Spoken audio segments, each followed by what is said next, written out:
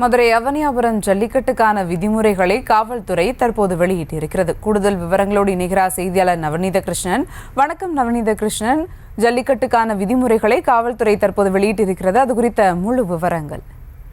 சுபா, மதுரை மாநகர காவல்துறை அவனியாபுரம் ஜல்லிக்கட்டுக்கான விதிமுறைகளை தற்போது வெளியிட்டிருக்கிறது. நாளை கோலாகலமாக மதுரை விமான நிலையம் செல்லக்கூடிய சாலை பகுதியில் இருக்கக்கூடிய அவனியாபுரம் பகுதியில் தைத்திங்கள் முதல் நாள் அன்று இந்த ஜல்லிக்கட்டு போட்டியானது நடைபெற உள்ள நிலையிலே ஏற்கனவே மாடுபிடி வீரர்கள் மற்றும் ஜல்லிக்கட்டு காளைகளுக்கான ஆன்லைன் முன்பதிவு செய்யப்பட்டிருந்த நிலையில் நாளை கிட்டத்தட்ட 1100 காளைகள் அவிழ்த்து விடுவதற்கான வழிகாட்டு நெறிமுறைகளை இவர்கள் வெளியிட்டிருக்கிறார்கள். அதன்படி பார்த்தோமேனால் வாடிவாசலை நோக்கி வரக்கூடிய ஜல்லிக்கட்டு காளைகள் மதுரை மாநகர் அவனியாபுரத்தில் நடைபெறக்கூடிய இந்த ஜல்லிக்கட்டு போட்டியிலே கலந்து கொள்வதற்காக உரிமையாளருடன் ஒரு நபருக்கான காலை 5 மணி முதல் திருப்பரங்குன்றம் ரோடு முல்லை ரோடு பகுதியில் அனுமதிக்கப்படுவார்கள் என தெரிவிக்கப்பட்டிருக்கிறது.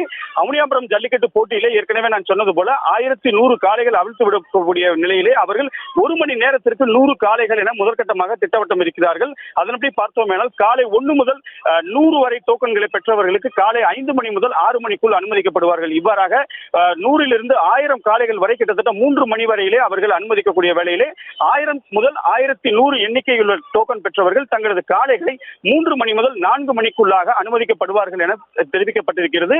அதே போன்று முன்பாகவே வரக்கூடிய காளைகளை ஆங்காங்கே கட்டி வைத்து பராமரிக்க வேண்டும் என்றும் தங்களுக்காக ஒதுக்கப்பட்டிருக்கக்கூடிய இடங்களில் மட்டுமே அவைகள் அனுமதிக்கப்படுவார்கள் என தெரிவிக்கப்பட்டிருக்கிறது.